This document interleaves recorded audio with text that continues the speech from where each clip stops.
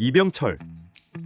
대한민국의 기업인 삼성그룹 창업주 겸 초대 총수 삼성전자 초대 회장 분홍의 아들로 태어나 젊은 시절엔 한량처럼 보내기도 했고 사업도 몇 번 말아먹었지만 힘든 순간 속에서도 재기에 성공한 이후 무역업, 제분업, 제면업, 모직업, 설탕, 비료 사업 등에 뛰어들며 삼성을 국내 최상위 대기업으로 성장시켰고 말년엔 반도체 산업을 위시한 제조업에도 진출해 이후 삼성이 글로벌 대기업으로 성장하고 대한민국이 반도체 강국이 되는 밑거름을 쌓았다. 오늘날 재계 최상위권 대기업 그룹인 삼성그룹, CJ그룹, 신세계그룹이 모두 이병철을 1세대로 하여 비롯되었다. 그 외 현재는 기업 규모가 작아졌지만 제조업계 최대 규모 기업인 한솔그룹과 국내 2위의 미디어 기업인 중앙그룹과 유통특화 준대기업인 BGF그룹까지 포함된다. 이병철을 시초로 하는 범삼성가는 현재도 대한민국 재계에서 거대한 영향력을 행사하고 있다. 이외에도 차남 이창희의 고명딸 이혜진이 이끄는 레딕스글로비즈 및 레딕스플렉스와 그녀의 남편 조명희가 이끄는 DM퓨어텍, 삼녀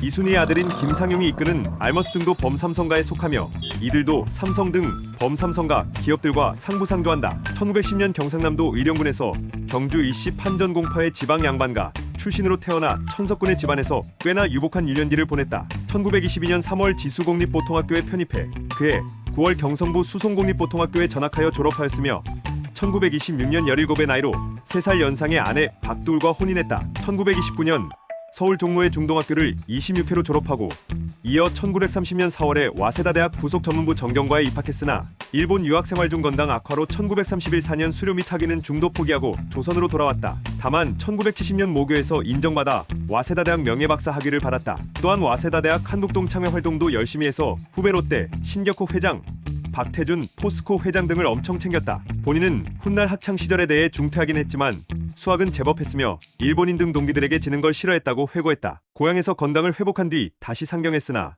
2년간 그저 부친의 송금을 받으며 직장 없이 지냈다. 할 일 없이 낙향에서도 집안일은 부친과 형이 했고 본인은 끼어들 여지가 없었다. 직접 일본에서 상업 작물 종자를 들여오고 계량돈과 씨앗딸도 들여왔으나 취미 수준이었다고 한다. 결국 그러다 이웃 친구들과 도박의 일종인 골패에 빠졌다. 즉 뭔가 위인스런 이야기를 기대하는 것과 달리 이병철의 20대 젊은 시절은 꽤나 한량이었던 것. 한밤중까지 도박이 계속되어 늘 달그니다를 받으며 집으로 돌아오는 일이 빈번했다고 한다. 그러다 내 아이의 아버지가 된 26세의 그에게 전원이가 찾아온다. 방문을 열고 달빛에 비친 아이들의 자는 모습을 보는 순간 악몽에서 깨어난 듯한 심정을 받았다고 한다. 그렇게 허송세월을 보낸 것을 자책하고 밤새 공무원이 될까, 사업을 할까, 자신이 할 수 있는 것들을 생각해보다 끝내 사업을 하기로 마음먹는다. 훗날 이병철은 인터뷰에서 이때가 헛된 시간이 아니라 오히려 삼성을 만드는 데 결정적인 영향을 끼쳤다고 회고했다. 부친에게 지원받은 쌀 300석군의 토지를 기반으로 1932년 마산에서 협동정미소 창업을 시작으로 운수업에도 진출했다.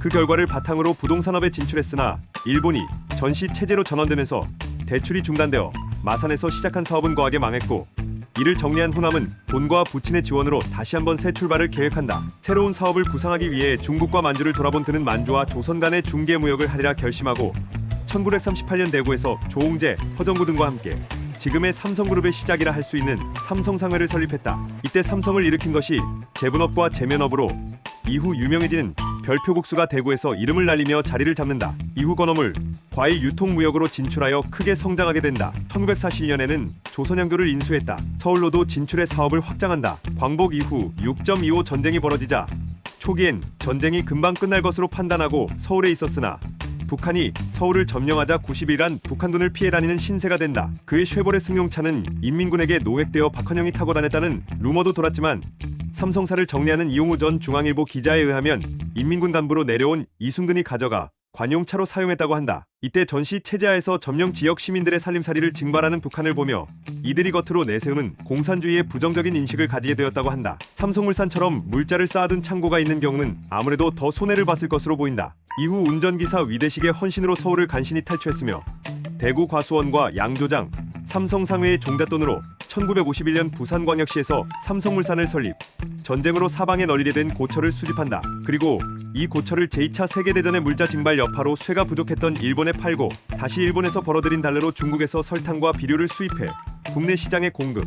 사업 6개월 만에 삼성물산은 10억 원이 넘는 이익을 올렸으며 1년 뒤에는 무려 60억 원의 재산을 쌓으면서 단숨에 재기에 성공한다. 고철 수집 사업을 시작할 무렵 전쟁 전에 중국에 수출한 면실박 대금 3만 달러가 도착해 다시 든든한 자본금을 갖춰 사업을 시작할 수 있었던 것도 호재였다. 게다가 전쟁이 끝난 이후에는 전국 곳곳에 널려있던 구리 탄피들을 긁어모아 이를 재수출하는 사업까지 하면서 돈을 갈쿠리로 쓸어 담았다고 한다. 이렇게 삼성물산에서 모은 자금으로 1953년에는 제1제당, 1954년 제1모직을 설립하면서 본격적인 그룹 규모의 사업을 펼치기 시작했다. 당시만 해도 손님에게 설탕을 탄 물을 대접할 만큼 시장에서 고급 기호품으로 귀하신 몸 대접을 받는 설탕값을 낮추는 데 기여했으며, 양복 사업은 품질관리 부족임이 시장을 선점한 외국 제품의 영향으로 고전을 면치 못했으나 1957년 정부의 모직물 수입 금지 조치 수혜 등을 입으며 국내 시장에서 성장하게 된다. 1940, 1950년대에 사업 전환과 시행착오를 거쳐오다 50년대 후반되어서야 사업이 궤도에 오른 현대그룹의 정주영과 달리 상술했듯, 이병철은 40년대 광복 전후부터 목돈을 벌어 50년대 한국전쟁 시기엔 위기를 기회로 만들었고, 덕분에 1950년대엔 이미 국내 제1의 재벌로 성장한 기업인이 되었다. 이병철이 내세운 사업보국의 기치가 생필품의 국산화를 고민하던 당시 정권의 이해관계와도 맞물려 기세를 올렸다고 볼 수 있다. 선친 이찬우가 1900년대 전후 독립협회와 기독교 청년회 활동을 하면서 이승만과 약간 친분이 있었던 탓인지 제1모직 완공식 땐 당시 이승만 대통령이 방문해 일피창생이라는 휘호를 써주기도 했다. 또 당시 국내에서 필요로 하는 한 해 비료량은 40만 톤이었지만 충주와 나주에서 생산되는 비료는 6만 톤에 불과해 당시 정부로부터 달러 지원을 약속받으며 비료 공장 설립 계획을 세우기도 하였다. 안국화대도 58년에 인수하였다. 그러나 1960년 4.19 혁명으로 이승만 정권이 몰락하며 비료 공장 설립은 수포로 돌아간다. 이후 부정축제와 탈세 혐의로 검찰에 연행되어 벌금 50억을 내며 한숨을 돌리던 찰나 엎친 데 덮친 격으로 1961년 5.16 군사정변이 일어난다. 당시 정권이 바뀐 후 경제인 11명이 부정축제자로 구속되었는데 재계 1위 기업의 이병철은 당연히 부정축제자 1호로 몰렸다. 박정희 정권은 이병철 등을 부패 혐의로 지목했으나 여러 속사정으로 결국 이들과 타협하였고, 이병철도 전시세금이 지금도 유지되는 상황을 설명하며 사업 투자로 나라에 기여하게 해달라고 요구, 박정희 정권과 관계를 맺기 시작했으며 비료 공장 설립도 재개하였다. 다만 지방에 명망 있는 양반가 출신으로 유교적인 소양을 중시했던 이병철은 초창기까지만 해도 반기득권적 성향이 강했던 박정희와 사이가 그다지 좋지는 않았다고 한다. 1961년 초대 전국경제인연합 회장을 역임했고 1963년 동방생명을 인수했다. 화폐개혁 실패 당시 이병철이 쓴소리를 한 일화도 있고 해서 이를 불각은 불가원의 관계에 가까웠다고 평가하는 이도 있다. 근데 사실 이병철은 이런 정치적 격변기를 겪으면서 뭔가 쌓인 데 있었는지 1960년대 중반 정계에 진출하려는 뜻도 아예 없진 않았다고 한다. 그래서 몇몇 인사들에게 조언을 구하기도 했으나 이내 포기했다. 대신 그에 대한 확보의 차원에서 언론사를 설립했는데 이때 만들어진 것이 TBC 동양방송과 중앙일보였다. 참고로 중앙일보는 현재까지 남아있지만 동양방송은 1980년 전두환 정부가 신문사와 방송국 동시 소유를 금지해서 KBS로 통폐합돼 KBS ETV, KBS EFM 등으로 전환된다. 우여곡절 끝에 울산에 100만 평부지를 매입해 당시 세계 최대 규모의 비료 공장이 완공된 즈음인 1966년 이른바 사카린 밀수 사건이 터진다. 이 일로 국민적 공분이 일고 당시 정권도 공범해서 심판자의 입장으로 돌변하자 이병철은 책임을 진다는 명목하에 자신은 경영 일선에서 물러나고 사실상 반강제적으로 한국비료공장과 경주 최씨 가문으로부터 기증받은 대구대학교를 정부에 넘기게 된다. 이병철 장남 이맹희에 의하면 이 사카린 밀수 사건은 당시 정권이 정치, 비자금 조성 목적으로 삼성의 밀수를 눈 감아주는 한마디로 공범이었는데 정작 여론이 난리가 나자 정부는 뒤통수를 쳤고 덕분에 삼성 혼자 독박 쓴 것도 모자라 억울하게 삥까지 뜯겼다고 한다. 당시 한국비료는 첫 대해 매출액이 그룹 전체 매출액의 30%에 이를 정도로 삼성 입장에서도 알짜배기 기업이었다. 그렇게 한동안 삼성그룹 경영은 장남 이맹희가 이끌게 되지만 이때도 이병철은 회장직은 유지하며 복귀 타이밍을 노리고 있었다. 그러다 이병철에게 밑보였는지 70년대 들어 장남 이맹희와 차남 이창희는 후계의 구도에서 밀려나고 막내 아들 이건희가 1976년 삼성그룹의 공식적인 차기 수장으로 지명된다. 사족으로 감옥까지 갔다 왔지만 자기 홀대하는 아버지의 분노한 이창희가 1969, 1970년 무렵 정권 인사들을 끼고 부친을 몰아내려는 쿠데타 시도를 했지만 실패하고 만다. 당연히 눈밖에 난 이창희는 그룹에서 쫓겨났으나 3년이나 부친에게 문안을 드리는 등 각고의 노력 끝에 결국 용서를 받았고 이병철은 차남이 산하의 몇몇 업체를 운영할 수 있도록 배려했다고 한다. 이맹희는 이 사건과 직접적인 연관이 있다는 물증은 없었고 본인도 죽을 때까지 부인했으나 이병철의 의심을 사 결국 사이가 갈라졌고 용서도 구하지 않아 호암이 사석에서 안타까움을 보였다는 설도 있다. 훗날 이맹희는 1987년에 이루어진 인터뷰에서 이를 후회하고 있다는 소회를 밝히기도 했다. 참고로 제1제당이 삼성그룹에서 완전히 분사한 건 이병철 사후 이건희 체제가 확립된 1993년이다. 참고로 이때 형제간에도 사이가 틀어졌는지 2010년대 이맹희, 이건희 간 유산 상속 다툼이 벌어지기도 했다. 1966년 대한암협회장으로 있으면서 고려병원을 설립했다. 대구대학은 포기했지만 성균관대학교 이사장을 지내기도 했다. 1974년에는 울산에 삼성석 유화학을 설립했고 1977년에는 조선소를 인수하여 조선업에도 뛰어들었고 삼성종합건설 주식회사도 설립한다. 방위산업에도 진출하여 삼성테크인을 설립했다. 지휘와의 기술제로 소위 제공호라고 불리는 최초의 국산 제트 전투기인 KF-5를 생산한 것이 삼성테크인이다. 오늘날 삼성을 대표하는 삼성전자는 1969년 설립되었다. 허나 처음엔 반발도 심했는데 이병철이 1967-8년 전자산업에 진출하겠다고 밝히자 금성사 등 정재계에서 반발이 있었다. 이에 이병철은 삼성전자는 TV, 라디오, 냉장고 등 생산품 중 극히 일부만 국내에 공급하고 나머지는 전량 수출한다는 조건으로 정부로부터 사업허가를 받았다. 그리하여 1969년 1월 13일 현 삼성전자의 전신인 삼성전자공업이 설립되었다. 처음 시작할 때 직원 수는 고작 36명이었다. 삼성전자 신화를 일으킨 대표적인 인물인 윤종용 전 부회장 등이 이때의 창립 멤버다. 이때만 해도 삼성전자는 첫해 매출이 3,700만 원에 불과할 정도로 오늘날 삼성전자와는 비교도 안 되는 작은 규모로 국내에서도 금성사에 밀리는 2등 신세였다. 1970년대에 삼성전자가 수원에 새 공장을 지을 때 43만 평 규모로 지으려고 했는데 이때 임원들이 회사 규모에 비해 공장 부지가 너무 크다고 반대하자 이병철은 이렇게 말하며 43만 평을 고집했다. 1982년 암 수술의 고비를 넘기고 만 72세 노구의 몸으로 이병철은 보스턴 대학교 명예 경영학 박사 학위 수여식을 위해 미국에 방문했는데 이때 세계 최강대국이라 할 수 있는 미국이 흔들리는 것을 보았다. 이병철은 이 당시에 대해 미국이 설계한 생산 설비를 도입한 일본이 자동차, 반도체 등의 미국 시장을 거꾸로 침식하고 있었으며 미국은 이 위기에 제때 대응하지 못하고 있었는데 정말 기이한 현상이었다고 회고했다. 그는 2년 전인 1980년에 일본의 후지 화학 회장 이나바 슈조와의 대담 중 나온 발언을 떠올리며 세계 최강 미국도 흔들리는 판에 삼성도 새로운 사업을 해야겠다고 생각했고 미국에서 돌아온 직후 반도체 사업을 추진할 결심을 한다. 사실 삼성의 반도체 산업 진출은 이때가 처음은 아니라 1974년 이병철의 삼남 이건희가 반도체 산업 진출을 위해 사재를 털어 한국반도체를 인수했다가 경영위기를 맞자 이병철이 삼성전자로 하여금 한국반도체를 인수하여 회생시키는 과정에서 반도체 사업을 이미 겪어본 바 있었다. 당시 삼성반도체는 말만 반도체 회사였지 트랜지스터 생산이나 겨우 하는 기술 수준에 그쳤다고 한다. 이병철은 삼성반도체 회생 과정에서 NEC에 자문을 요청했으나 거절당했고 기술 협력 요청마저 NEC가 거절하자 대체 반도체가 뭐길래 NEC가 이렇게 나오는지 의문을 가지기 시작했다. 그 후 몇 년 동안 여러 반도체 전문가들의 말을 경청하며 정보를 입수해 반도체 산업의 전망을 예측해 내린 결정이었다. 하지만 이미 미국, 일본 업체들이 선점한 상황에서 세계 1등 수준이 되어야 승부를 걸 수 있는 사업에 뛰어든다는 건 그때나 지금이나 도박과 다름없었다. 1983년 3월 이병철은 삼성의 반도체 사업 진출을 공식화했고 기술진 확보를 위해 미국에 있던 유학파들을 대거 스카우트했다. 원래는 미국 마이크론 테크놀로지로부터 기술 이전을 받기로 했었으나 실제로 마이크론에 가보니 마이크론 측의 태도는 매우 적대적이었고 단 2명만이 마이크론 사내에 들어갈 수 있었으며 나머지는 출입도 못했다고 한다. 들어간 2명마저도 제대로 된 연수는커녕 진능도 받지 않았으며 정해진 시설을 눈으로만 볼 수 있을 뿐이었다. 기초적인 디램, 기술 자료를 받은 것 정도가 전부였다. 결국 삼성은 자체 개발하기로 방향을 틀었고 연구진들이 거의 맨 땅에 헤딩하는 각오로 밤낮으로 매달린 결과 불과 1년도 안 되어 1983년 11월 64K 디램을 개발하는데 성공했다.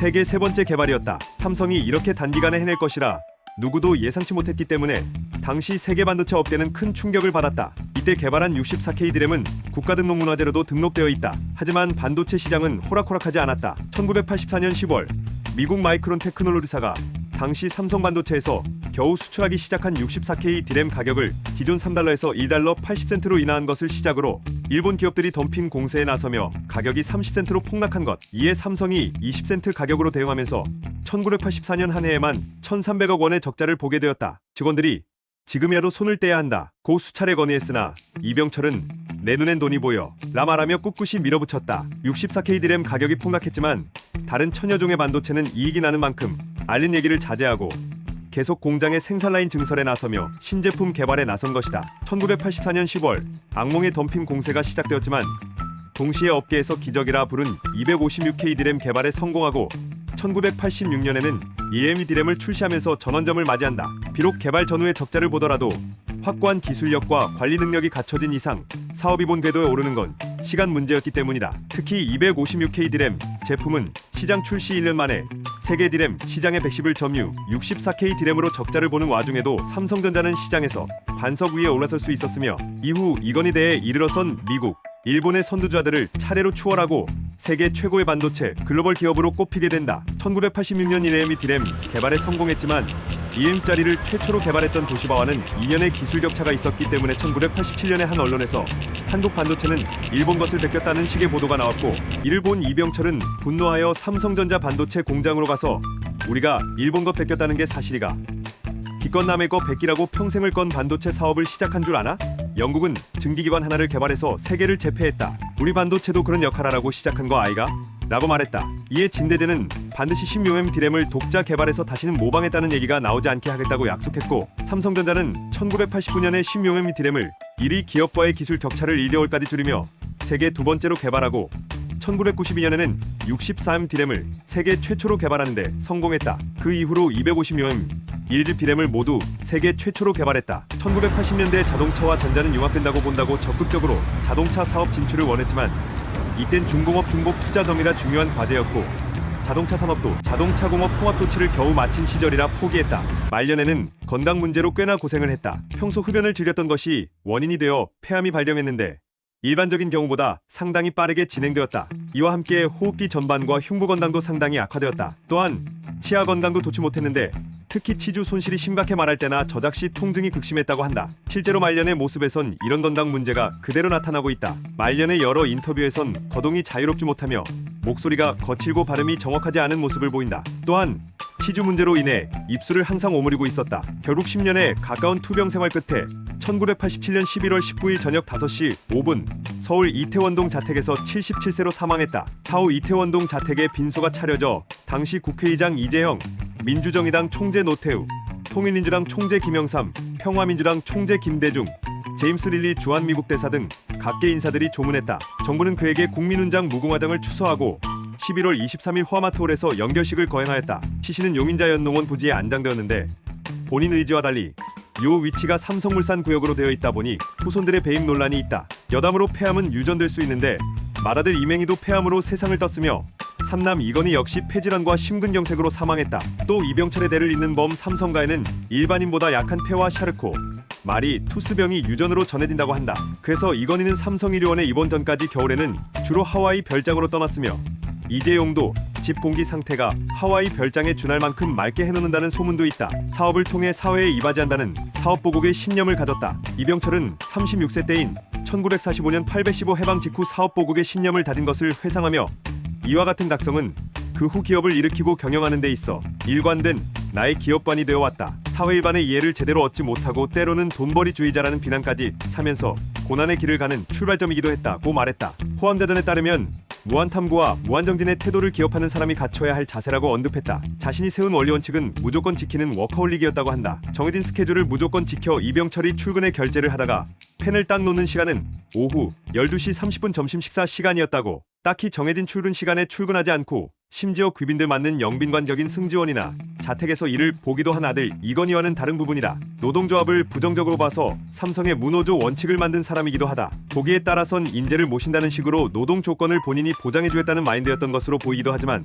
결국 노조에 대한 부정적인 인식 자체는 크게 벗어나지 못했기 때문에 이 부분은 비판의 대상이 되기도 한다. 이후 삼성의 무노조 원칙은 2대 이건희 회장까지 내려오다가 3대 이재용 회장 대 무노조 경영 원칙을 포기하고 노조 설립을 허용하면서 사라졌다. 사람 욕심이 많아 삼성의 최고 자산은 인재라고 말할 정도로 인재 양성에 아낌없이 투자했다. 진대재, 이윤우를 비롯해 이임성, 이상준, 이일복, 이동길, 박용일 대표되는 박사급 인재들을 데려왔고 초창기 미국에서 생활하듯 청바지 차림으로 첫 출근을 한 황창규를 용인하며 그를 나무라려 하는 임원을 말리기도 했다. 생전에 이병철은 내 생애의 80%는 사람을 뽑고 관리하는 데 보냈다. 1년의 개는 곡물을 심는 데 있고 10년의 개는 나무를 심는 데 있으며 100년의 개는 사람을 심는 데 있다 고 말할 정도로 인재 선발과 관리를 매우 중시했으며 평소 이렇게 눈여겨봐뒀다가 이를 맡긴 사람들 덕분에 위기에서 벗어나기도 하였다. 상계한 서울 탈출 당시 운전사 위대식권도 그렇고 대구 과수원과 양조장, 삼성상회를 건실하게 경영한 이창업이 건넨 3억 원으로 재개할 종잣돈을 마련할 수 있었다. 제1모직 공장을 지을 때는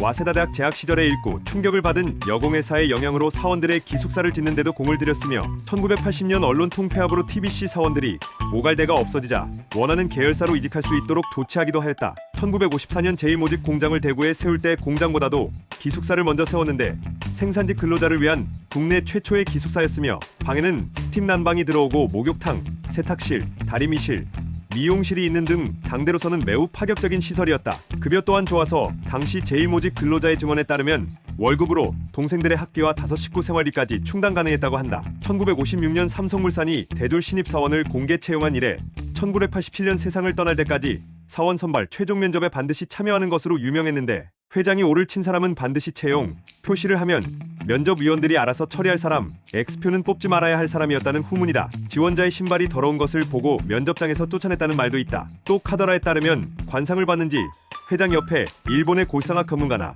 국내 유명 관상가가 동석한 적도 있었다고 한다. 그 사람이 범죄를 저지를 만한 인물인지 여부를 판별하는데 중점을 두었다고 하며 선우용여가 먼 훗날 밝힌 바에 따르면 1960년대 이병철이 소유한 TBC 방송국 전속 무용수 시험에서도 이병철이 관상가를 데리고 와 직접 면접을 봤다고 한다. 방송국 직원 면접에서도 회장이 직접 와서 그랬을 정도면 다른 회사 면접 역시 관상가와 이병철이 면접을 다 봤을 거라고 추측이 가능하다. 1965년에는 5.16 군사정변 직후 처형당할 뻔한 홍진기를 포섭해 중앙일보를 창간, 일찌감치 자사의 우호적인 언론을 만드는 안목을 발휘하기도 했다. 그리고 비록 고용된 사장이지만 전직 국무위원이자 수재로 유명했던 홍진기를 대하는데 소홀함이 없었으며 나중에는 맘에 들었는지 사돈 관계까지 맺게 된다. 홍진기의 딸이 이건희의 아내 홍라이다. 때문에 이후 이건희 후계 체제 과정에서 홍진기가 이병철의 영향력을 행사한 거 아니냐는 루머도 있지만 피해 당사자인 이맹희부터가 음모론일 뿐이라며 부정했다. 애초에 후계 구도 관련해선 비록 호암자전에는 자식들에게 흠이 될 부분이나 칭찬하는 대목이 거의 없지만 상기되어 있듯 차남은 군부의 이병철의 비위를 밀고 하는 행위를 저지르고 장남은 이를 암묵적으로 묵인했다는 의심을 받은 점도 고려될 필요가 있다. 굳이 영향력 행사와 관련해 직접적으로 밝혀진 사례가 있다면 장인이 경영 수업을 해준 것 정도인데 이건희의 증언에 따르면 법률, 사회문화, 역사, 문학을 현재 사례와 비교하면서 가르치는 케이스 스터디 방식의 교육을 해줬다고 한다. 시현학 관련 일화도 나름 유명하다. 시현학은 이승만 정부에서 부무부 장관을 맡아 4.19 혁명이 일어난 이후 체포되었다. 당시 분위기상 신현학의 미래는 장담할 수 없는 상황이었는데 이때 신현학이 체포되기 전 이병철에게 전화하여 돈을 요청했는데 이병철은 신현학이 끈 떨어진 연 신세임에도 이를 들어줬다고 한다. 그리고 수십 년간 이병철은 그 일을 입에 올리지도 않았다고 한다. 그러다 전두환 정부가 집권하고 장남인 이맹희의 경북고 동창들이 요직에 앉아 이제 친구 맹희에게 삼성을 되찾아 주겠다는 움직임이 생긴다. 그러자 후계 구도에 차질이 생길까 우려한 이병철은 1986년 신현학에 전화하여 삼성물산 회장직을 권유한다. 처음 신현학이 거절을 하자 이병철은 빚을 이제 갚아주셔야겠습니다 라고 처음으로 그 일을 말하며 설득을 하였고 신현학은 그제서야 삼성물산 회장직을 수확했다. 당시 TK 인맥의 대부격이던 신현학이 버티자 이후 신군부 세력들은 삼성의 후계 구도 개입을 포기하게 되었다고 한다. 어느 기업이든 최고 경영자를 잘 두어야 기업이 잘 굴러간다고 확신했기 때문에 신입사원을 뽑은 후에는 가급적 본인이 생각하는 최고 경영자의 요건을 충족시킬 만한 능력을 갖추도록 교육에 무척 신경 썼다고 한다. 그 요건이란 1점 덕망을 갖춘 훌륭한 인격자여야 한다. 2점 탁월한 지도력을 갖고 있어야 한다. 3점 신망을 받는 인물이어야 한다. 4점 창조성이 풍부한 인물이어야 한다. 5점 분명한 판단력이 있어야 한다. 6점 추진력이 있어야 한다. 7점 책임을 질 줄 알아야 한다.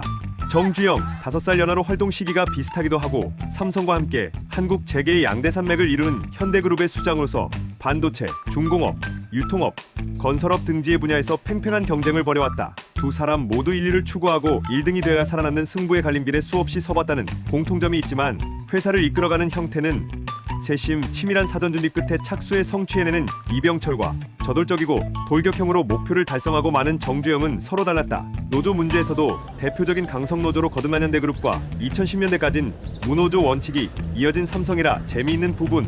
여담으로 국제적인 운동 경기 유치전에서는 정주영의 저돌, 돌격형이 더 잘 통했는지 정주영과 롯데, 사장 유창순이 주축이 되어 1981년 1988 서울올림픽 유치에 성공한 것과 달리 호암은 국제대회 유치전에서 실패를 맛본 후 후원 및 지원하는 방향으로 돌아선다. 삼남 이건희가 IOC 위원 신분으로 평창 동계올림픽 유치전에 관여해 성공한 건 훗날의 일이다. 신격호, 이병철과는 띠동갑으로 와세다 선후배 사이로 지냈다고 한다. 신격호 역시 이병철 회장을 높게 평가했다. 신중하고 심사숙고하는 면모, 사전에 철저히 공부해 사업에 뛰어들어 시행착오를 줄이는 모습이 호암과 흡사한 데가 있었다고 한다. 유통업, 숙박업, 그리고 식품업에서 롯데의 신격호와 경쟁을 벌였다. 삼성그룹이 원래 국수 제조업으로 출발했고 설탕을 만드는 제1제당이 식품 사업에도 뛰어든 건 자연스러운 일이었다. 호암이 에버랜드의 전신 용인자 연농원을 세운 후 일본에서 들여온 돼지를 처리하는 과정에서 햄을 만들어 팔게 되었는데, 롯데 역시 롯데의 무유를 설립해 햄 및 소시지를 가공 생산하면서 이병철, 신격호 두 사람은 일종의 대리전을 치르게 된다. 제1제당이 백설햄으로 승부를 걸었다면 롯데는 롯데햄을 출시해 승부를 걸고 1987년 제1제당이 미국 호멜사의 햄인 스팸을 라이선스 생산하게 되자 이에 롯데햄은 토종 브랜드 로스팜으로 맞불을 놓는 등 경쟁과 생존을 위해 끊임없이 변신해온 두 기업은 현재도 국내의 식품업계 1, 2위를 다투고 있다.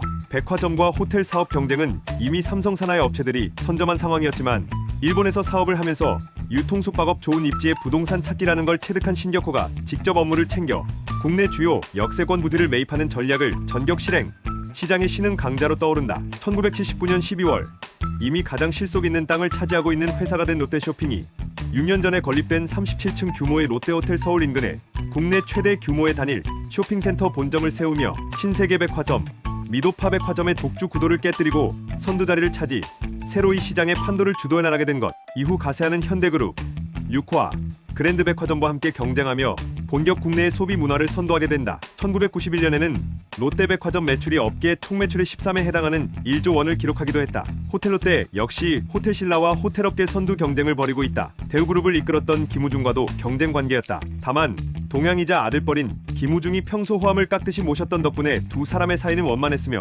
김우중이 정계 투신 및 선거 출마를 상의해오자 그를 급고 말리기도 했다. 이 선거 출마건으로 김우중이 호암에게 서운한 감정을 비추기도 했으나 오래가지는 않았다고 한다. 이병철 같은 치밀한 계획성은 없었지만 넓은 대인관계의 능력과 홍보 감각, 회사 전용기를 써가면서까지 전문가를 초청해 조언을 구하며 공부하는 자세로 무사람들의 마음을 사며 회사를 대기업으로 끌어올린 사람이기도 했다. 대우그룹이 파산하기 전까지 중공업, 건설, 백색가 등 부문에서 각축을 벌였으며 1997-98년 경영난에 봉착한 쌍용자동차를 인수할 때는 상징적 의미로 이런 인수를 제안한 삼성과 달리 소정의 보상횟수를 지불하며 경영권을 확보하는 데 성공한다. 하지만 1999년 대우그룹은 법정관리 및 일부 분할매각 과정을 거치며 역사의 뒤안길로 사라지게 된다. 부인회는 이병철과 지수보통학교 동문이자 친구로 구인회의 아들 구자학과 이병철의 딸 이숙희가 결혼하여 사돈관계를 맺었으나 이병철이 전자업계에 뛰어들면서 사이가 멀어져 경쟁자가 됐다. 경상남도 의령군 정곡면 중교리에 이병철의 생가가 보존되어 있다. 대구광역시 중구인교동 달성공원역 근처에 있는 옛 삼성상회터에는 삼성상회 실물을 250으로 축소한 청동 모형이 설치되어 있다. 근처 오토바이 골목 안에 이병철의 고택이 있는데 삼성상회 사업을 할 때 거주했던 곳이다. CJ의 역사관에는 홀로그램으로 이 회장의 흉상을 구현해 놓았다. 그 외 삼성그룹에서 옛 제일모직 공장 부지에 기부 체납한 대구 오페라하우스에는 이병철의 동상을 설치해 놓았으며 근처 도로의 명칭도 호암로로 변경하였다. 이병철이 건설 자금을 지원했다는 해화동 경주이시 중앙화 수혜회관 앞에도 이 회장 흉상이 있다. 또한 삼성이 운영에 참여하고 있는 성균관대학교에도 이병철의 호를 딴 호암관이 있다. 가끔 인터넷에 이병철이 이완용 후손이라는 포스팅이나 그림이 떠돌기도 하는데 이완용 후손 중에 이병철이라는 사람이 있지만 그 이병철과 기업가 이병철은 동명이인일 뿐이다. 이완용은 우봉이 씨, 이병철은 경주이 씨여서 본관부터 다르다. 막내딸인 이명희를 유독 예뻐했다고 했다. 그녀의 오빠 이건희가 이명희를 두고 장미처럼 자란 막내라는 표현을 할 만큼 아버지의 사랑이 남달랐다고 한다. 이명희는 이후 신세계 회장이 되어서 보인 뛰어난 경영 능력 덕분에 리틀 이병철이라는 말을 듣기도 했다. 대표적인 재계 라이벌보다 여자 관계가 점잖았다지만 그도 재벌인 만큼 여자 문제에 자유롭지는 않다. 사녀는 대구 삼성상회에서 만난 박소저와의 사이에서 태어났으며 일본인 소실인 구라다와의 사이에서는 일남일녀가 있었다. 말년에는 박모 씨가 오랜 기간 옆을 지켰다고 한다. 그중 일본인 처인구라다 여사가 유명하다. 장남 이맹희의 자서전에 의하면 본인과 남동생 이창희가 일본에서 유학하던 시절에 그 소실집에서 지냈는데 두 사람이 너무 많이 먹어 생활비가 부족해 감정의 골이 깊어지던 와중 계란 한 판을 하루 만에 다 까먹은 일로 크게 다투게 되고 이맹희는 이병철에게 매타작을 당한 뒤 한국으로 강제 귀국하게 된다. 두 아들은 귀국 후 친모이자 이병철의 정실인 박두울에게 그간 일을 고했고 평소에도 장남 사랑이 지극하던 어머니 박두울은 소실의 행동을 매우 괘씸하게 여겨 경노했다고 한다. 당대 제1부호의 가족사였던 만큼 세간의 관심이 컸으며 훗날 김영하, 박봉성 같은 만화가들이 여기서 모티브를 딴 기업 만화를 그리기도 하였다. 말년에 함께 살았던 박모 씨의 아들인 임씨는 1인 시위, 책 출판 등으로 삼성가를 머리 아프게 하기도 했다. 사망 한 달 전 천주교 절두산성당 신부 박희봉은 이병철의 요청으로 인생을 정리하고 싶어한다 는 말과 함께 당시 가톨릭대 교수로 재직 중이던 정의채 몬시뇰에게 만남을 주선했고, 정 몬시뇰은 만나서 이런저런 얘기보단 사전에 문제점을 정리해서 보내주면 심도 있게 답변해주겠다고 하자 이병철은 신이 존재한다면 왜 자신을 드러내지 않는가? 라는 물음부터 지구의 종말은 오는가? 까지 여러 철학적 질문을 A4용지 5장 분량으로 작성해 답을 구했다고 한다. 정의채는 답변을 정성껏 준비한 뒤 이병철을 만나기로 약속까지 했지만 이병철의 건강이 악화되어 답을 듣지 못하고 사망하고 말았다고. 참고로 이병철은 유교, 불교, 원불교 신자였다. 1980년대 한국 3대 부자였다. 당시 한국에서 10억 달러 이상의 자산가는 단 3명이었는데 바로 이병철과 정주영, 신격호. 이병철은 이미 해방 전후 조선인 최고 부자 중 하나였고, 해방 이후에도 1960년대부터 오랜 기간 재계의 1위 자리를 고수했다. 그래서 부자의 대명사로 그를 뜻하는 돈병철이라는 유행어가 있었다. 성격이 깍듯한 12살 차이 나는 동생인 한화그룹 창업주 김종희를 아꼈다고 한다. 그래서 1981년 김종희가 급작스레 사망하여 장남 김승현이 29살의 나이로 회장직에 올랐을 때 이병철이 많이 도와줬다고 한다. 영남 출신이라 호남 사람들을 배척했다는 루머도 있으나 오히려 군사정권 시절에도 호남 지역 수재들이 삼성 임원이 된 경우는 생각보다 많았다고 한다. 일례로 1998년 국민의 정부 출범 후 사장단에 새로 발탁된 몇몇 호남 출신 인사들은 이병철 시절에 입사해 성과를 쌓아 임원까지 승진한 사람들이다. 이들 역시 세간의 루머와 다르게 의외로 지역색이 옅었다며 놀라워했다는 후문.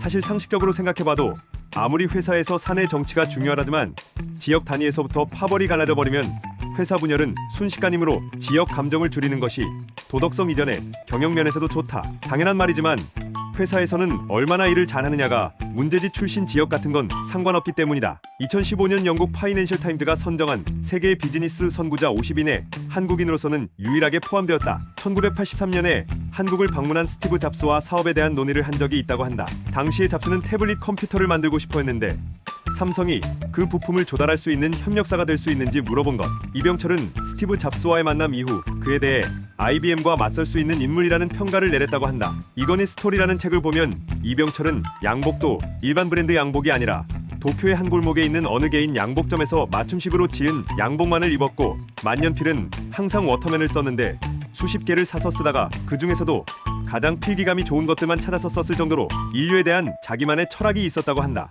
위 내용은 이병철 회장의 자서전 호암대전에서도 확인할 수 있다. 엘리베이터도 탑승감이 좋은 독일제 티센크루프 엘리베이터만 쓴다고. 이병철은 평소에 일본의 경제평론가 하세가와 게이타로를 만나 한국인은 결코 자질이 나쁜 국민이 아니라 우수한 국민이다. 단지 역사와 시스템 결함 때문에 격차가 벌어진 것이다. 그러니 반드시 격차를 메울 수 있다. 일본을 따라잡을 수 있다.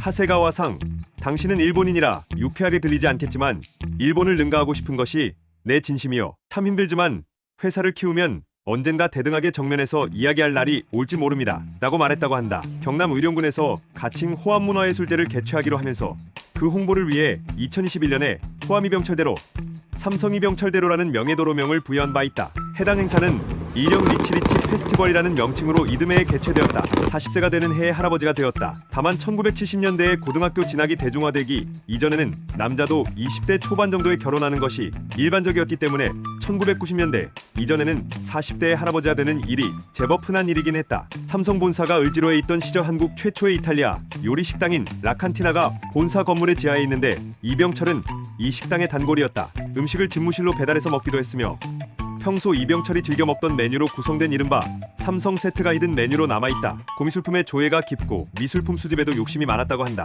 호암미술관에 있거나 현재 한남동 리움미술관으로 옮겨진 어마어마한 국보급 문화재들은 이병철이 주도적으로 모은 것들이다. 이병철은 자신이 모은 미술품을 관리할 후계자로서 홍라이를 택했는데 박물관 설립 전부터 홍라이에게 매일 10만원 상한으로 돈을 주며 3달 동안 인사동에 나가 골동품을 사오라고 시켰다고 한다. 당시 국립대 등록금이 5만 원이었다니 2010년대 기준으로 매일 대략 500만 원어치의 골동품을 사오라고 시킨 셈.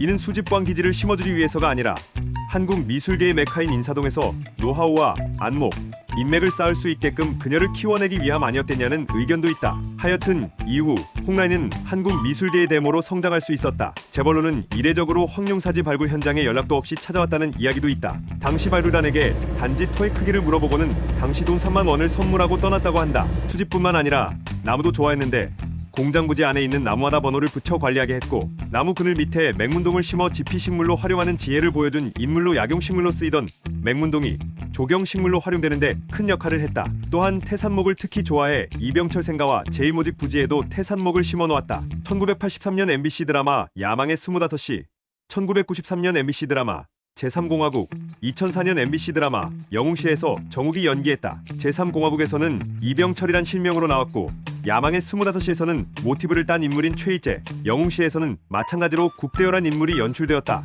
영웅시대의 경우 일부 청년 역은 전광열이, 2부 장년 역은 정욱이 연기했다. 그런데 문제는 정욱이 이병철 전문대우로 대중에게 각인이 되려보니 이를 이용한 정욱이 아들의 다단계 사기 행위에 이병철과의 관계를 과장하는 등 협조하는 바람에 구속당한 흑역사를 기록하고 만다. 2005년 드라마 제5공화국의 국제그룹 해체 에피소드에도 등장하나 배우는 미상이다. 이병철에 해당하는 배역이 직접 나온 장면은 아니지만 SBS 드라마 야인시대 1화, 최종화, 제3공화국 23화, 영웅시대 56화에서 국회의사당에서 김두한 국회의원이 사카린 밀수 사건에 대해 이를 두둔하는 듯한 정부 인사들에게 오물을 투척하는 장면을 내보였다. 2022년작 재벌집 막내 아들의 진양철이 성민분이 이병철을 주요 모티브로 한 인물이다. 분장 스타일과 대구식 동남방언 말씨 등이 생전 이병철과 흡사해 환생했다는 농담도 나올 정도였다. 다만 생전 이병철을 본 사람들에 따르면 표정이나 말투는 매우 흡사하지만 평소 스타일은 점잖아서 드라마처럼 과격하진 않고 좀 더 조근조근하게 독배식으로 말하는 스타일이었다고 한다. 창업을 위해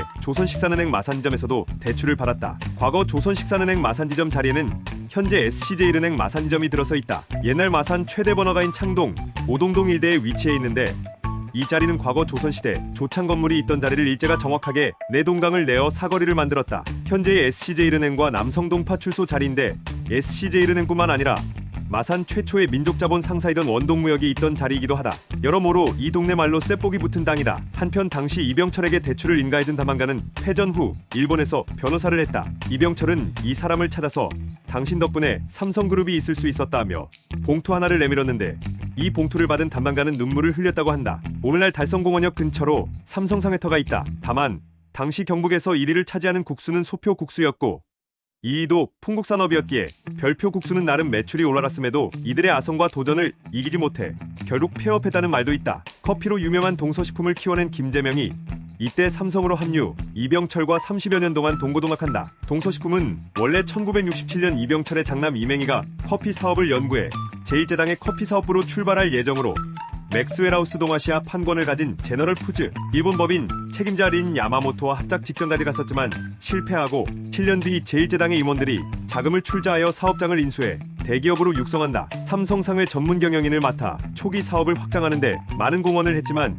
이후 월북을 했다고 한다. 여담으로 대구는 이 시기만 해도 조선의 모스크바라고 불릴 정도로 사회주의 성향이 강한 동네였다. 덕분인지 위대식은 운전기사였음에도 삼성그룹 내에서 이사 대우를 받았으며 그가 사망하자 이병철이 호암미술관 근처에 미리 봐둔 자신의 묘자리 옆에 묻어두라 할 정도로 신임이 대단했다고 한다. 이병철은 면접에서 관상을 볼 정도로 관상을 중요하게 생각했는데 유명한 관상가가 위대식의 관상이 주인에게 충성하고 목숨을 구해주는 좋은 관상이라고 하여 위대식의 헌신으로 목숨을 구한 이후 관상을 대단히 중요하게 여겨 면접에서도 활용했다고 한다. 또한 풍수지리에도 관심이 많아 후손들의 번영을 위해 자신의 호를 딴 호암미술관과 자신의 묘를 최고 수준의 직관을 통해 명당을 골라서 정했는데 그런 자신의 무덤 옆에 묻어두라고 한 것은 위대식의 후손들도 함께 번영을 누리려는 이병철의 최대의 신임을 보여준 것으로 이병철 옆에 묻힌 것은 부인 박돌 외에 다른 임원들은 전무하여 위대식이 유일하다. 이병철의 위대식에 대한 신임이 가족과 같은 수준이었다는 것이다. 훗날 알려지게 온 위대식이 전쟁통에도 숨어 지는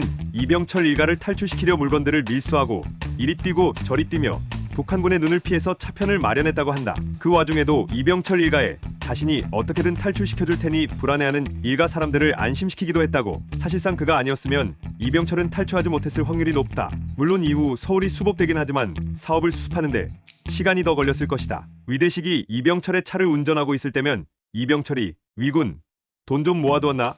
하며 좋은 투자 정보를 슬쩍슬쩍 흘려준 덕에 위대식은 재산도 꽤 모았다고 전해진다. 무기를 만들기 위해 자국령 내에 있는 금속이라는 금속을 닥치는 대로 끌어모았다. 당시 돈으로 60억 원이면 2020년대 가치로는 거의 1조 원에 육박하는 수준이라고 추정할 수 있는데 전쟁 기간에만 이만한 돈을 벌었다는 거니 국수 장사하던 회사가 단숨에 한국 제일의 대기업이 되는 것도 이해가 갈 법하다. 근당 300환 50환, 설비 자체는 유럽에서 괜찮은 것을 이것저것 골라들여왔기 때문에 어디다 내놓아도 부족함이 없었다. 다만 물건 만드는 공정관리와 사후관리에 대한 인식이 철저하지 못했던 시절이라 공들인 것에 비의 결과물이 기대에 미치지 못했다. 1987년 이병철 사후 전권을 잡은 이건희가 품질 중시로의 패러다임 전환을 외치면서 마무리를 유독 강조했던 것도 이런 측면에서 생각해볼 수 있다. 정주영은 쌀 장사, 자동차 정비업하다 해방 이후 1947년부터 본격 오늘날 현대의 모태격인 건설업에 뛰어들었고 한국전쟁을 거치며 주한미군 공사 등을 따내 1957년에야 전국 10대 건설사로 성장하게 된다. 방위산업체이자 이라크 전쟁 시기 급성장한 아시아자동차를 설립한 이문환이 독일인들의 공장을 인수, 확장했다. 다만 박정희 시대 관료 오원철은 삼성이 비료 공장을 설립하기 위해 국내 비료 수요를 멋대로 해서타였다고 주장하기도 했다. 냉정하게 말하면 매물바치한 소리도 된다. 실제 후술되어 있듯 이병철은 군사정권에 알게 모르게 돈 많이 뜯겼다. 멀리 갈 것도 없이 1950년대 인수한 한일은행, 조흥은행 등을 다시 정부한테 뱉어낸다. 박정희는 이병철을 설탕과 밀가루 같은 소비재 장사나 하는 사람이라 폄하했고 이병철 역시 박정희를 만주사관학교를 나온 천박한 군인으로 여겼다.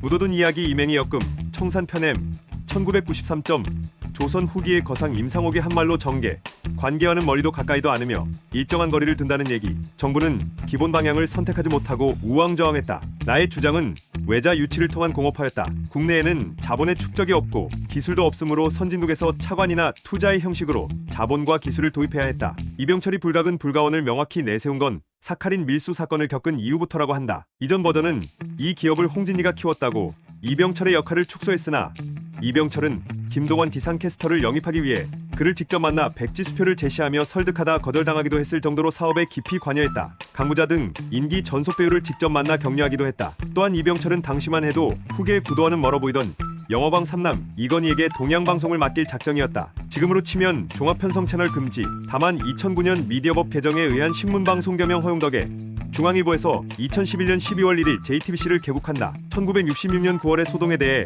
호암자전과 묻어둔 이야기는 모두 정치자금 등을 둘러싼 권력 내부의 파워게임의 결과라고 적고 있다. 군사정권 내부 권력 투쟁에서 밀려난 쪽이 박정희를 공격하기 위해 사카린 밀수 사건을 언론에 제보했다는 것이다. 지금의 대구대학교와는 다른 대학이며 영남대학교의 두 개 전신 중 하나이다. 현재의 영남대학교는 이 대구대학과 청구대학을 사실상 강제 통합한 학교다. 그러니 한수 이남 제1의 대학을 만들겠다는 포부를 밝힌 이병철 입장에서나 선뜻 대학교 운영권을 넘겨준 최씨 일가 입장에서나 당황스러울 법하다. 이에 대해 이맹희는 당시 삼성과 정부의 관계를 짧은 밀월 긴 갈등이었다고 회고했다. 당시 상황을 자세히 기록하고 있는 것은 이맹희의 회고록이 거의 유일한데 그 외 회고록을 뒷받침하는 자료로는 당시 주한미국 대사관의 기밀 보고서가 있다. 보고서를 보면 한국비료 국가 헌납 1년 뒤인 1967년 9월 11일 주한미국 대사관에서 로버트 메이어 상무담당관 등과 만난 이맹희는 한국비료의 사카린 밀수 사건은 한국 정부의 제안에 따라 진행된 일이며 삼성은 중앙정보부 등의 협박에 못 이겨 거액의 정치자금을 헌납해왔다 하고 말하고 있다.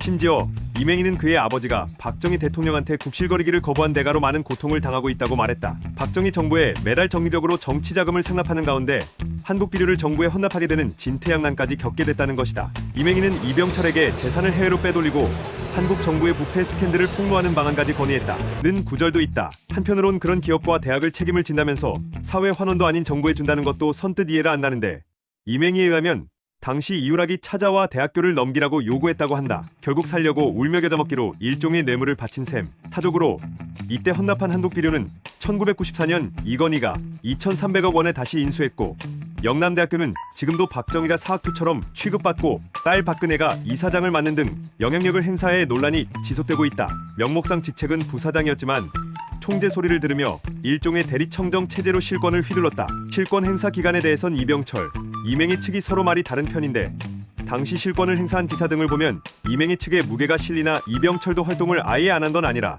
일종의 공동 경영으로 볼 수도 있다. 이병철도 나름의 고민은 있었는지 이맹희와 이건희를 두고 여러 사람들의 조언을 듣기도 했으며 특히 박두울 여사가 이맹희를 아껴 부부 사이에 금이 가기도 했다고 한다. 덕분에 이맹희와는 사이가 멀어졌지만 손자인 이재현은 죽을 때까지 이뻐의 삼성그룹의 출발점이라고 할 수 있는 제1제당을 물려주었다. 오늘날 CJ가 존재하는 데는 알게 모르게 박도을 여사의 도움도 있었던 모양. 이창희는 자신의 홀대에서가 아니라 박정희와 사이가 나쁜 이병철이 삼성의 주인으로 있으면 삼성이 망한다고 생각하여 박정희에게 투서를 썼다고 주장한다. 삼성전자가 글로벌 대기업으로 도약하는 건 1990년대 이후부터다. 일본 기업은 반도체, 컴퓨터, 신소재광, 통신이전동학, 우주, 해양공학 등 부가가치가 높은 첨단 기술 분야로의 전환을 도모했고 특히 반도체 및 그 주변의 기계공업에 치중해왔다. 정부도 이를 적극적으로 뒷받침하여 전략산업으로 육성했다. 그 결과 수출은 획기적으로 늘고 외화 수입은 급증했다. 일본의 살길은 바로 경박단소의 첨단기술 산업에 달려있다는 말을 했다고 한다. 여담으로 닷컴버블 사태로 IT 산업이 휘청거렸던 2001년 이건희의 장남 이재용도 부친과 같은 과정으로 설립한 회사 일부를 겨우 건지는 뼈아픈 경험을 하게 된다. 다만 이재용이 설립한 회사 중 e-learning 업체 크레드는 예상외로 선전하며 자격증 바람, 당시 정부가 페달을 밟던 지식, 정보사회로의 전환 과정상 수혜를 누리며 시장을 선점한 휴넷과 업계 선두를 다투는 선도 기업으로 성장했다. 2016년부로 사명을 멀티캠퍼스로 변경한 상태이다. 삼성은 1990년대까지도 꾸준히 트랜지스터를 생산하다가 이후 장비를 KEC에 넘겼다. 1980년대 초중반 1,300억 원이면 2010년대 중반에 4천억 원 수준이다. 생활물가의 경우는 1981년, 2007년 국내 짜장면, 지수 등이 약 25배 차이가 난다. 하지만 이를 일률적으로 다른 분야에 적용하는 건 무리다.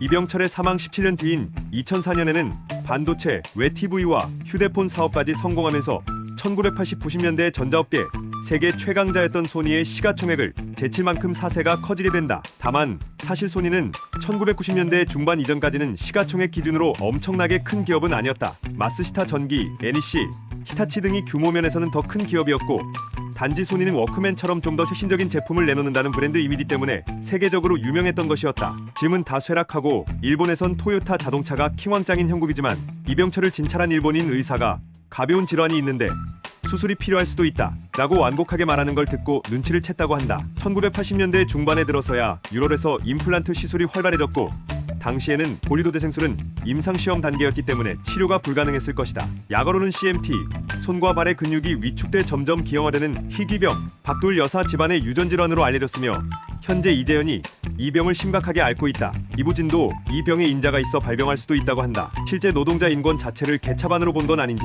기숙사를 짓는 등 공을 들였다고 한다. 다만 이때부터도 원체 비판을 많이 받아서 알게 모르게 탄압을 했지만 노조 활동이 아예 없는 건 아니었다. 처음엔 이병철의 와세다 대학 선배 이순근이 전문 경영인을 맡아 삼성상회를 확장하는 데 공헌했지만 월북을 했던 터라 이 시점에서는 이창업이 맡아 운영하고 있었다. 이병철이 서울 사업으로 신경 쓰지 못한 몇 년 동안 대구 사업장에서는 청주 월계관과 사이다 판매로 큰 돈을 벌었다고 한다. 28살의 요절한 일본의 여자 공장 노동자가 1925년에 쓴 책으로 당시 일본의 공장 노동자들의 참담한 노동 환경과 식사, 주거 환경 등 참혹한 현실을 보여준다. 이 책의 저자도 제대로 먹지 못해 책이 나오는 해에 사망했다. 삼성에서는 공식적으로 말하지 않았지만 이 관상가가 강연 자리에서 밝혀 세간에 알려졌다. 서라벌대학 연극영화과였는데 담당 교수였던 최영남의 강한 요구로 시험을 봤다고 한다. 선우용은 고등학교 때까지 서양 무용을 하다가 그만두고 배우가 되겠다고 연극과에 갔던 거라서 더 이상 무용은 하기 싫다고 말했지만 최영남이 너는 지금 방송국 무용수가 되어도 곧 거기서 연기를 할 운명이라고 말하여 혼을 내며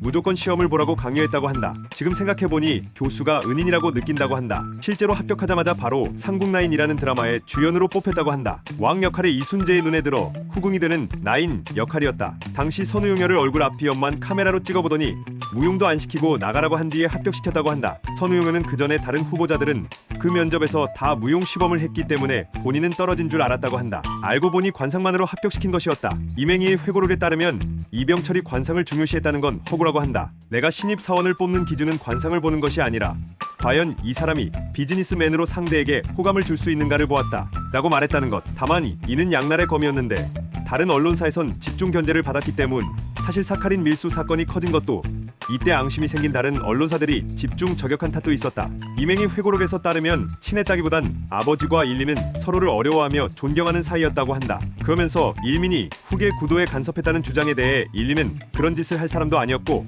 애초에 아버지는 이런 문제에 대해 남의 조언을 듣고 판단할 사람이 아니라고 음모론을 일축했다. 사업 착수 전에 검토하는 큰 줄기 항목만 앙다지였다고 한다. 더 나아가 정주영은 통일국민당 대선 후보 시절 재벌 해체, 국가보안법 폐지, 초중등 무료급식 등 지금 봐도 파격적인 공약들을 제시해 재벌 회장의 이미지를 깨는데 이바지하기도 했다. 다만 호암처럼 입사 후 교육에 심혈을 기울여기려는 인재들에게 위임하는 스타일은 아니고 아이디어가 괜찮은 사원들의 의견을 경청해 반영하는 수준이었던 듯하다. 우위를 나누기보단 스타일 차이라고 봐야 할 듯. 또 이병철과 달리 신격호는 정주영과 비슷하게 집안이 잘 사는 편은 아니었다. 롯데그룹의 상징성이 있는 제과업은 제1제당이 적극 뛰어들지 않고 대신 혜태그룹이 라이벌 구도를 형성해 두 회사에서 운영하는 야구단단의 트레이드도 하지 않았을 만큼 치열한 경쟁이 일어났다. 높이 152m로 63빌딩 건설 전까지 국내 최고층 건물이었다. 1970년대에는 서울사대문 안에 백화점 신설이 불어되었기 때문에 일종의 꼼수로 명칭을 백화점이 아닌 쇼핑센터라 하였다. 시장명을 백화점으로 바꾼 건 개정 9년 뒤인 1988년 11월 대구에서 태어나고 부산에서 신문 대달을 하며 중학교를 다녔다. 323번이 다닌 남침산 내거리와 홈플러스 대구점 사이의 도로, 본처의 아들들이라는 사실도 한몫했을 것이다. 이병철의 형 이병각을 임종전 천주교로 귀의시킨 신부이다. 정몬시뇰 본인 말론 이병철이 세례를 원했다고 한다. 다만 포브스는 제1교포 신격호를 일본인 시게미치 타케오로 분류했다. 참고로 신격호는 1980년대 일본 버블 경제 버프로 세계 부자 순위 4위였다고. 다만 당시 롯데가 그 정도로 잘 나가던 기업은 아닌지라 이는 신격호의 부동산 가격이 버블이 끼면서 급상승한 영향으로 봐야 할 듯 싶다. 실제 버블이 꺼지며 이후 자산이 많이 내려가고 이 중 상당 부분을 또 자식들에게 물려줘 2010년대엔 국내 40위 안에 드는 수준이었다. 말년엔 정주영의 현대에 뒤진 적이 있긴 하다. 인터넷 댓글창 등을 통해 이병철이 전라도 사람은 뽑지 말며 뽑더라도 요직에 앉히지 말라는 말을 남겼다는 얘기가 사실인 것처럼 떠돌고 있으나 어디에서도 근거를 찾을 수가 없다. 오히려 이병철이 직접 며느리감으로 낙점하고 후이 삼성가의 안주인이 되는 홍라이터가 전북 전주 태생이다. 사실 여부를 떠나 탑승감 이외의 문제도 있는 것이 국내에서 사업한 외국 엘리베이터 업체로 저명한 것은 OTIS, 티센크루프, 미츠비시를 꼽을 수 있는데 미츠비시는 한국 시장에서 철수했고 OTIS는 LG와 티센크루프는 과거 동양 엘리베이터와 합작해 들어와 각각 LG, OTIS, 티센크루프, 동양으로 영업했다. 국내 업체로는 현대 엘리베이터가 있으므로 운영진으로서는 경쟁사 제품을 사용하기 곤란한 사정도 짐작할 수 있다. 같은 세대인 LG 창업주 구인에도 만 38세의 할아버지가 되었다. 미국 뱁슨 칼리지 주최. 이때 정욱은 직접 이병철을 만나 본인이 쓰던 안경과 운둔근 우둔하면서도 끈기 있게 기다리는 사람에게 운이 온다이라고 쓴 친필 휘호를 선물 받았다고 한다. 정일권 총리, 장기영 부총리, 김정념 재무부 장관, 민복기 법무부 장관 등. 다만 드라마판의 진양철의 인물 묘사는 확실히 이병철의 영향이 크기는 하지만 원작의 진양철은 이병철과 비슷한 색채가 옅은 편이다.